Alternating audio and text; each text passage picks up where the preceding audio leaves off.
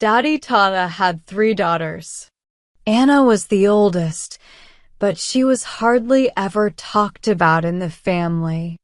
Rose was the second daughter, and she was 18 years old. Clara, the youngest, was 15. Old Taya was a man whose wife had died, so he lived alone with his daughters. He worked as a boss at Mr. Leberman's button factory. He was a very honest man, respected by others, and did not drink or smoke. He was like a perfect worker. They lived in Havre on Angoulême Street. When Anna ran away from home, Taya became very, very angry. He even said he would kill the man he thought was responsible, the main clerk at a big clothing store in town. But after some time, people told him that Anna was doing well. She was saving her money wisely and was friends with an important man named Mr. Dubois, who was a judge. Her father then calmed down.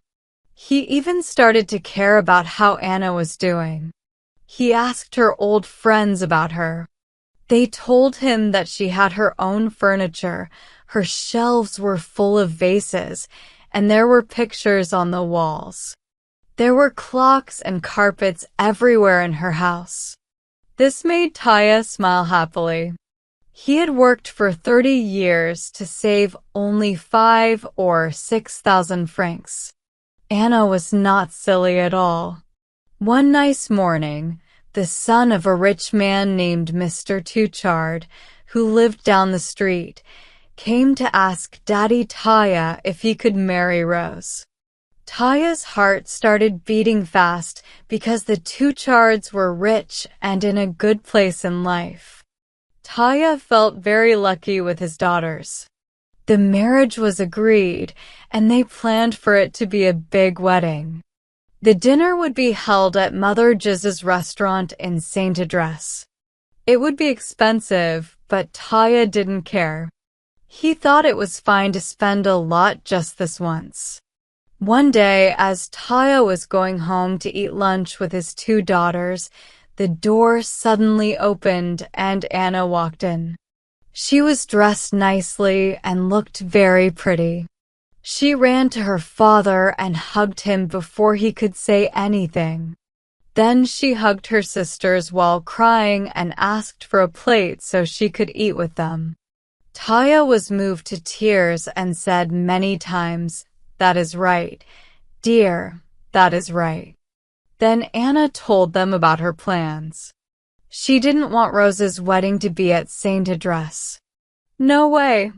It should be at her house, and it would cost her father nothing. Anna had planned everything and arranged it all. She said, "There's no need to talk about it anymore. That's how it will be." "Very well, my dear." "Very well," said the old man. "We will leave it like that." But he started to worry. Would the Touchards agree?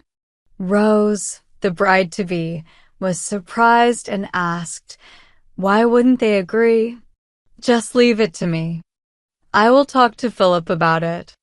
That same day, she told her fiancé, Philip, and he said it was a great idea. Father and Mother Touchard were very happy about the thought of a free dinner. They said, "You can be sure that everything will be really fancy." They asked if they could bring a friend, Madame Florence, who was the cook from the first floor. Anna agreed to everything. The wedding was set for the last Tuesday of the month. After the legal papers were signed and the church wedding was done, everyone went to Anna's house. The Taya family brought some guests with them, including a cousin, Mr. Savatanen, a serious man who liked to think deeply about things and was always very calm, and Madame Lamondois, an old aunt.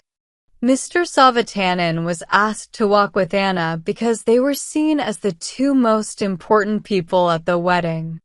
When they reached Anna's house, Anna let go of his arm and ran ahead, saying, "I will show you the way." She ran up the stairs, while the other guests walked more slowly behind her. When they got upstairs, Anna stood to one side to let them in. Everyone looked around in surprise, turning their heads to see every corner of this beautiful and fancy house. The dining table was set in the living room because the dining room was too small. Extra knives, forks, and spoons were borrowed from a nearby restaurant, and bottles of wine sparkled under the sunlight coming through the windows. The women went into the bedroom to take off their shawls and hats. Father Tuchard, standing at the door, made funny signs and winked at the men. Daddy Taya, feeling proud of his daughter, walked around the rooms, holding his hat in his hand. He carefully looked at everything, like someone in charge at a church, smiling with pride at how nice it all was. Anna was moving around quickly, giving orders and making sure the wedding feast was going well. Soon, she came to the door of the dining room and said, "Come here, everyone." When the 12 guests entered the room, they saw 12 glasses of Madeira wine on a small table. Rose and her husband were hugging and kissing each other in every corner of the room. Mr. Savatanen kept watching Anna the whole time. Everyone sat down and the wedding meal started.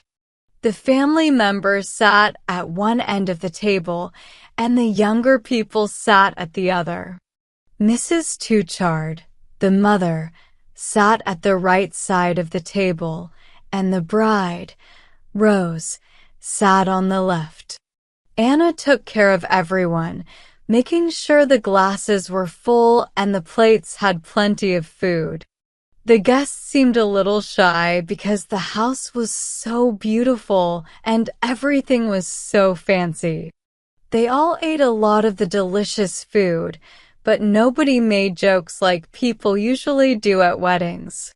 Everything was too grand, and it made them feel a bit uncomfortable. Mrs. Tuchard, who loved having fun, tried to cheer things up a bit. When dessert started, she said, "Hey, Philip, sing us a song." Everyone in their neighborhood said Philip had the best voice in all of Havre. The groom, Philip, stood up, smiled, and looked at his sister-in-law, Anna. He wanted to pick a good song, something serious that fit the fancy meal. Anna looked happy and leaned back in her chair, ready to listen. Everyone else sat up straight, ready to pay attention, but also ready to smile if the song was funny. Philip announced the song, "The Accursed Bread," and raised his right arm, making his coat bunch up around his neck. Then he started to sing. The song was long. It had 3 verses with 8 lines each, and the last 2 lines were repeated twice. The first 2 verses went well. The song was about bread earned by hard work and bread gained through dishonesty. The aunt and the bride started crying. The cook, who was there, looked at a bread roll in her hand with tears in her eyes, as if the song was about her. Everyone clapped loudly after each verse. By the end of the second verse, the 2 servants, who were standing by the wall, joined in the chorus loudly, and the aunt and the bride kept crying. Daddy Taya blew his nose loudly, like the sound of a trombone, and old Mr. Tuchard waved a whole loaf of bread above the table. The cook silently cried as she held on to the crust of the bread she was still holding. With everyone feeling emotional, Mr. Savatanen said, "Now that's a good song. It's not like the rude songs people usually sing at weddings." Anna, who looked touched by the song, smiled at her sister and nodded kindly toward her husband, as if to say, "Well done."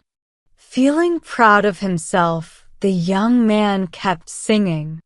Sadly, the last verse had words about the bread of shame earned by young girls who were tricked or led astray. No one sang along with this part about the bread, which was supposed to be eaten with tears, except for old Mr. Tuchard and the two servants. Anna turned very pale and looked down, while the bridegroom looked around, confused, not understanding why everyone had suddenly become quiet. The cook quickly let go of the bread crust as if it had become dangerous. To help ease the awkwardness, Mr. Savatanen said seriously, "That last part of the song wasn't needed." Daddy Taya, whose face had turned bright red, looked around the table angrily. Then, with tears in her eyes, Anna, trying not to cry, told the servants in a shaky voice, "Bring the champagne." Suddenly, everyone felt happy again and their faces brightened up. When old Mr. Tuchard, who didn't notice or understand any of the awkwardness, pointed to the guests and sang the last part of the song loudly. "Children, I warn you all to eat not of that bread." The whole group, when they saw the champagne bottles covered in gold foil, joined in singing excitedly. "Children, I warn you all to eat not of that bread."